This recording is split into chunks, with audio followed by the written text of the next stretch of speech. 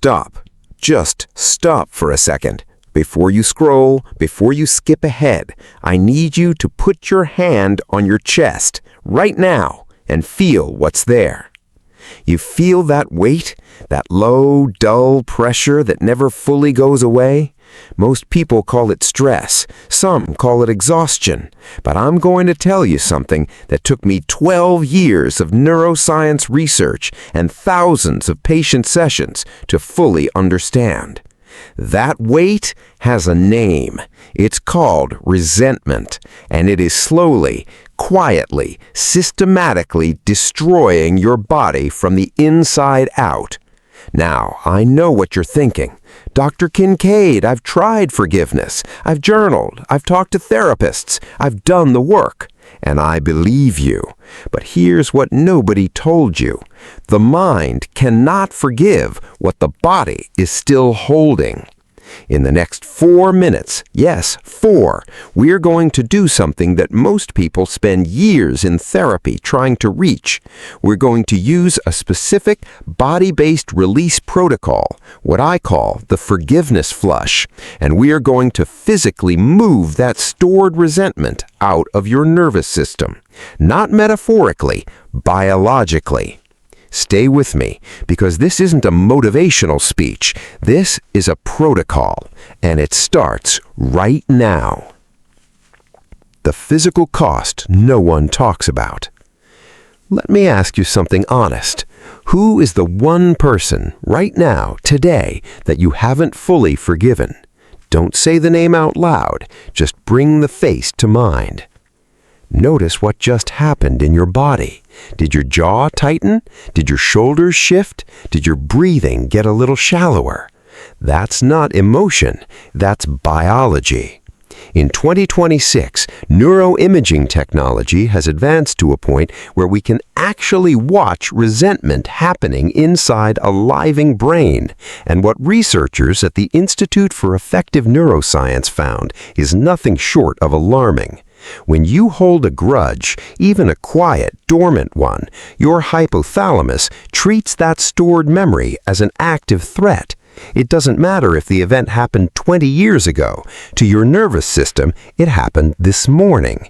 The result? A constant, low-grade cortisol drip. Not a flood, a drip. Slow enough that you adapt to it. Slow enough that you forget it's even happening. But consistent enough that over months and years, it degrades your immune response, disrupts your sleep architecture, accelerates cellular aging, and, this is the part that stopped me cold when I first read it, it physically contracts the muscles around your sternum. That heavy chest feeling you've normalized, that's not just sadness, that is trapped trauma living in muscle tissue. Your body became the storage unit, and no amount of thinking your way through forgiveness is going to unlock a room that the mind doesn't have the key to. That changes today. Why everything you've been told is incomplete. Now, I want to be careful here because I have the deepest respect for therapeutic tradition. Talk therapy has helped millions of people, and it has its place. But we were sold a story in the 20th century, a story that said healing is supposed to be slow, that it takes months, that there's a proper timeline for grief and resentment and forgiveness, and if you rush it, you're bypassing something important. I'm here to challenge that, not abandon it, challenge it. Because what that model missed, what it couldn't account for, is that the body processes experience faster than language can describe it. Think about the last time you were truly frightened. Your body reacted in milliseconds, before your conscious mind had even registered what was happening, before you had words for it. Your amygdala, the emotional command center of your brain, operates at a speed that rational conversation simply cannot match. So why do we keep trying to talk people out of feelings that live below language? That's where somatic bypassing comes in. It's not a shortcut, it's a more direct route. Instead of approaching the amygdala through the slow, winding road of verbal processing, we go through the body, through breath, through muscle, through sensation, and we access the emotional core directly. This is the bridge between wanting to let go and actually feeling yourself let go. And right now, I'm going to walk you through exactly how to cross it. The 4-minute forgiveness flush protocol. All right, this is where we work. Find a comfortable seat, both feet flat on the floor, spine gently tall, not rigid, just present. Rest your hands open on your thighs, palms facing up. That physical posture alone, open hands, upward palms, begins to signal your nervous system that you are not a threat and you are not under threat. Good. Now bring back that face, that person. Don't force emotion. Don't manufacture anything. Just let the image sit there like a photograph on a table. Minute 1, rhythmic breath sequence. We begin with a 4-count inhale through the nose. 4 counts, slow. Feel your belly expand first, then your chest. Hold at the top for 2 counts. Then exhale slowly through the mouth for 6 counts, completely empty. 4 in, 2 hold, 6 out.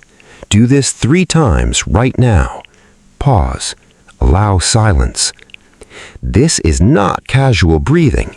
This specific ratio, longer exhale than inhale, directly activates the parasympathetic branch of your vagus nerve. The vagus nerve is the longest nerve in your body, and it is the primary off switch for the fight-or-flight response. Every slow, extended exhale you take sends a signal all the way from your brainstem to your gut that says the threat is gone. You are safe now. We take the breath so we can grow the life.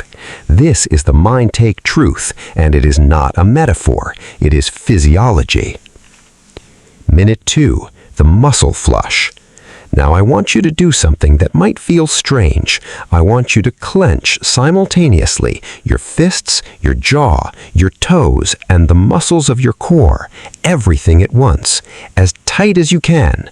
Hold it for 5 full seconds. Hold, hold, hold, and release. Let everything go at once, completely limp. Feel the warmth rush through your hands and feet. What you just did is called progressive neuromuscular release, a technique originally developed for PTSD treatment.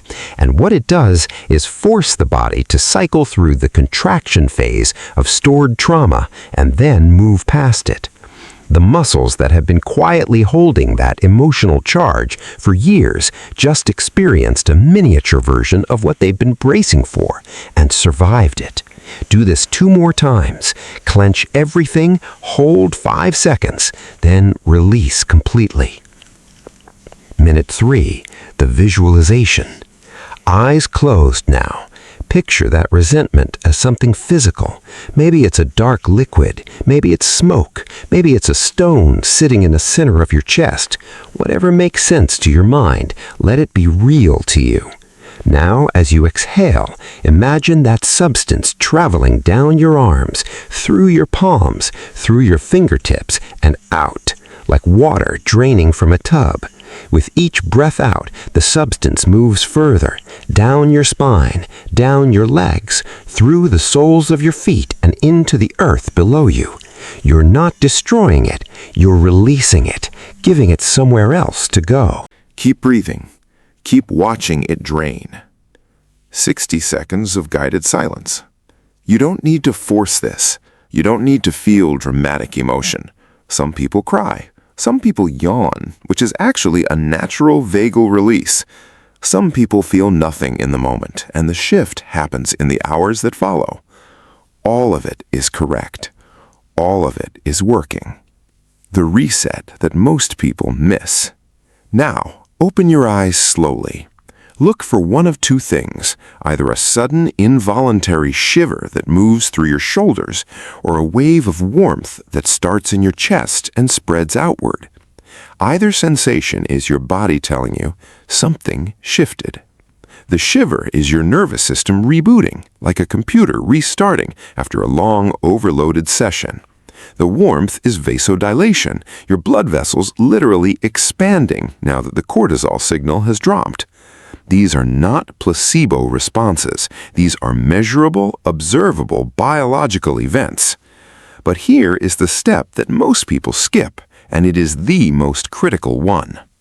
The next 20 minutes matter more than the last 4. When you release stored resentment, you create a sudden open space in your nervous system, and nature, as they say, abhors a vacuum. If you immediately jump back into social media, email, confrontation, noise, that space fills right back up with stress input, and the reset doesn't hold. Instead, drink a full glass of water. Water supports the lymphatic system, which plays a direct role in processing released cortisol metabolites. Then, sit for 5 minutes in silence or with slow, gentle music. Let your brain begin the process of rewiring its relationship to that memory. This is neuroplasticity in real time. The memory doesn't disappear, but the charge attached to it, the spike of cortisol, the muscular contraction, the visceral dread, that begins to soften. With repetition, it softens to almost nothing. This is the biological definition of forgiveness, not a moral verdict, a nervous system reset. Living without the weight. I want to tell you something I tell every person who sits across from me in a clinical setting. Forgiveness is not a one-time event. It's a practice, just like physical fitness. You don't go to the gym once and expect to stay strong forever. And you don't do the forgiveness flush once and expect every old wound to stay clean. But here's what changes. Once you know how to release it, the power that resentment has over you becomes negotiable. It's no longer a permanent tenant in your body. It's a visitor you know how to show to the door. When old triggers resurface, and they will, you now have a protocol. 3 rhythmic breath cycles, 1 muscle flush, a 60-second visual release. That's your toolkit. Portable, private, powerful. And over the next few days, I want you to notice something specific. Notice your energy, not just mood, energy. Physical energy, the kind you use for creative work, for presence with the people you love, for the ambitions that have been sitting quiet while resentment drained your reserves behind the scenes. Most people report a noticeable increase in mental clarity and physical lightness within 24 to 48 hours, not because their external circumstances changed, because their internal load did. You were carrying weight that wasn't yours to carry anymore. Now you know how to set it down. We take the breath so we can grow the life. That line isn't just a phrase for us here at MindTake. It's a biological contract you make with yourself every single day. Every intentional breath is a choice to stop letting the past occupy the space that your future needs. The person who hurt you, they have moved on. Their life has continued. Their nervous system is not paying the price. Yours was, until today. If this resonated with you, if you felt even the smallest shift during that protocol, I want to hear about it. Drop it in the comments below and subscribe. Tell me what came up for you. Tell me what you let go of, because your story might be exactly what someone else needs to hear to finally take their first breath. If you want the complete 28-day MindTake release protocol, including the written version of this flush, plus 5 additional somatic release techniques, that link is in the description right now.